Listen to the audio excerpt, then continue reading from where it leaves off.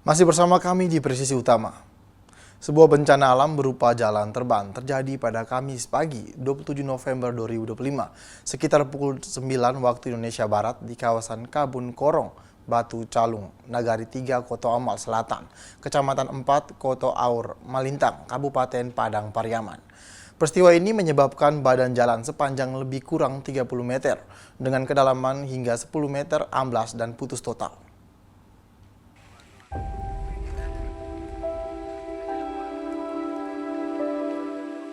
Amblasnya jalan tersebut turut menyeret dua bangunan semi permanen, yaitu sebuah bengkel berukuran 4,6 meter persegi milik korban bernama Roni Faslah, seorang mekanik warga Sikumbang Minang, serta sebuah rumah kosong semi permanen berukuran 10 kali 6 meter yang merupakan milik almarhum Jamunan. Dalam peristiwa tersebut tidak ditemukan adanya korban jiwa. Akibat jalan yang amblas, akses jalan lintas dari Aur Malintang Nagari 3 Koto Amal Selatan menuju Nagari Balai Baik Malai 3 Koto tidak dapat dilalui sehingga warga harus mencari jalur alternatif. Kerugian materi atas kejadian ini diperkirakan mencapai 250 juta untuk kerusakan bengkel dan 50 juta rupiah untuk kerusakan rumah. Polsek 4 Koto Aur Malintang segera mengambil langkah cepat dengan mendatangi lokasi kejadian dan melakukan pengamanan area. Petugas juga memasang garis polisi di sekitar titik longsor serta menutup akses jalan demi keselamatan warga. Selain itu, Kapolsek mengimbau masyarakat yang tinggal dekat lokasi untuk mengungsi sementara waktu, mengingat tanah di daerah tersebut masih labil.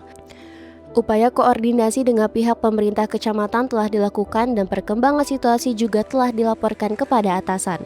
Hingga saat ini kondisi tanah di lokasi longsor masih belum stabil, namun situasi secara umum tetap aman dan kondusif di wilayah hukum Polsek 4 Koto Amal. Dari Humas Polres Pariaman melaporkan untuk Polri TV. Tanah longsor yang terjadi pagi tadi pada pukul 5 waktu Indonesia Barat di Padang Kamba, Korong Kampung Surau, Nagari 3 Koto Amal, Kecamatan 4 Koto Amal, menyebabkan WC TPA Al-Ikhlas amblas dan memicu potensi kerusakan lebih besar pada bangunan TPA akibat kondisi tanah yang masih labil. Tanah longsor terjadi di Padang Kamba, Korong Kampung Surau, Nagari 3 Koto Amal, Kecamatan 4 Koto Amal pada Jumat 28 November 2025, sekitar pukul 5 waktu Indonesia Barat. Peristiwa tersebut menyebabkan bangunan WC TPA Al-Ikhlas amblas dan terbawa material longsor. Dalam laporan pihak kepolisian, bangunan TPA Al-Ikhlas juga berpotensi ikut amblas apabila terjadi longsor susulan, mengingat kondisi tanah di sekitar lokasi masih labil. Tidak ada korban jiwa dalam kejadian ini. Sementara itu, kerugian materi yang dialami masyarakat ditaksir mencapai 12 juta rupiah. Pihak kepolisian telah melakukan sejumlah langkah penanganan, antara lain mendatangi lokasi kejadian serta Babin Kamtibmas berkoordinasi dengan pengurus TPA untuk mengalihkan sementara kegiatan ke tempat lain. Hal ini dilakukan untuk menghindari risiko lanjutan akibat kondisi tanah yang belum stabil. Selain itu, laporan telah disampaikan kepada KA untuk penanganan lebih lanjut. Hingga saat ini, kondisi cuaca di wilayah tersebut mulai cerah dan situasi berada dalam keadaan aman dan kondusif. Dari Humas Polda Sumatera Barat melaporkan untuk Polri TV. Dan pemirsa, untuk mengetahui kondisi terkini dari lokasi bencana banjir di wilayah Padang Pariaman, Sumatera Barat, salah satu wilayah yang terdampak banjir dan tanah longsor yang cukup parah. Kami telah terhubung dengan Kapolres Padang Pariaman, AKBP Ahmad Faisal Amir. Selamat sore AKBP Ahmad Faisal Amir. Selamat sore. Kami dari Polres Padang Pariaman, tepatnya di Polsek 2x11 6 Lingkung, beserta seluruh personil baru saja mendatangi lokasi di mana titik banjir sekaligus penanganan temuan korban atau mayat yang ada di wilayah Sungai Batang Anai. Pak, warga ingin tahu apa saja langkah cepat yang sudah dilakukan Polres sejauh ini. Yang pertama, kami berkoordinasi dengan pemerintah daerah Kabupaten Padang Pariaman untuk melakukan pendataan titik-titik mana yang sudah dilakukan evakuasi dan wilayah yang belum terjangkau. Sekaligus kami melakukan evakuasi kepada korban yang bisa kita alihkan dari tempat yang sudah terdampak menuju tempat yang sudah aman. Dan kami bersama-sama melakukan pembuatan dapur umum dalam rangka memberikan pemenuhan makanan sekaligus perlengkapan yang lainnya. Pak, berapa banyak personel yang turun langsung untuk membantu? Sampai saat ini kami dari Polres sudah melibatkan 300 personil dibantu dengan rekan-rekan dari Kodim Pariaman dan dari BPBD Kabupaten sekaligus dari personil gabungan masyarakat dan pemerintah daerah. Pak, apakah masih ada lokasi yang belum bisa dijangkau tim evakuasi? Untuk lokasi masih ada 2 titik yang belum terjangkau dikarenakan akses menuju lokasi sekaligus banjir yang tidak memungkinkan kita menjangkau lokasi khususnya di wilayah Anduring dan wilayah Lubu Alung. Jadi ada 2 kecamatan yang kami masih kesulitan untuk menjangkau dalam rangka mengamankan sekaligus memberikan bantuan makanan di lokasi tersebut. Pak, bagaimana kondisi warga yang berhasil dievakuasi? Apakah kebutuhan darurat mereka sudah terpenuhi? Sampai saat ini dari pemenuhan makanan sudah kami upayakan. Bapak Bupati Padang Pariaman menetapkan atau membangun kurang lebih sekitar 15 dapur umum dengan gabungan TNI Polri, gabungan dengan masyarakat juga.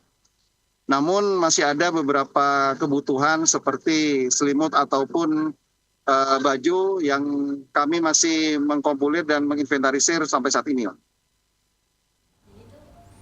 Pak, apa tantangan terbesar yang dihadapi tim di lapangan saat ini?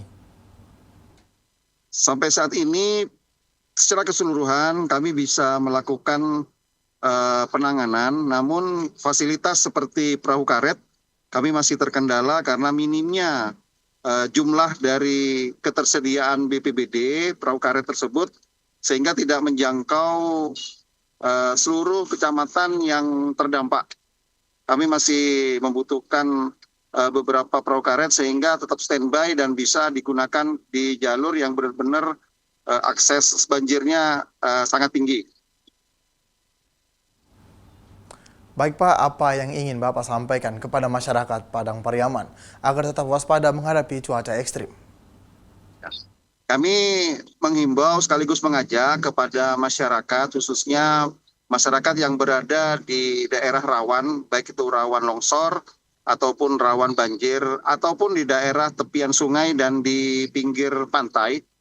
Apabila cuaca tidak bersahabat ataupun sudah ekstrim, segera berpindah atau mengevakuasi dirinya di tempat yang lebih aman.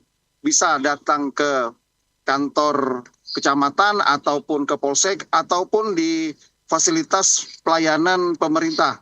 Sehingga kami bisa nantinya mengamankan secara keselamatan jiwa khususnya dan bagaimana bisa melihat kondisi terakhir masyarakat itu bisa kita evakuasi. Pak, apa langkah jangka panjang Polres dalam mendukung pemerintah daerah memitigasi risiko bencana di wilayah Padang Pariaman?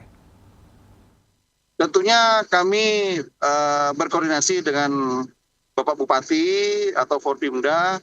Dengan kejadian saat ini kita bisa menghitung sekaligus mengupayakan untuk perencanaan anggaran tahun depan itu lebih terfokus kepada pemenuhan fasilitas keselamatan ataupun upaya evakuasi seperti perahu karet, tenda, ataupun upaya pemenuhan fasilitas pendukung lainnya. Sehingga apabila terjadi di kemudian hari sebagai bentuk antisipasi, kita sudah siap dan lebih cepat di dalam penanganannya. Pak, apakah ada posko pelayanan terpadu atau hotline yang disiapkan untuk warga yang membutuhkan bantuan cepat? Kami sudah membuat untuk posko gabungan, yang satu ada di Puskodal Op BPBD Kabupaten, dan satu lagi Polres juga sudah melakukan posko, baik itu posko secara operasional dan satu lagi posko DVI untuk mengidentifikasi temuan-temuan jenazah yang ada di lokasi musibah. Baik, terima kasih AKBP Ahmad Faisal Amir telah bergabung bersama kami di Polri TV. Salam presisi. Salam presisi. Pemirsa, kami akan segera kembali usai jeda berikut ini.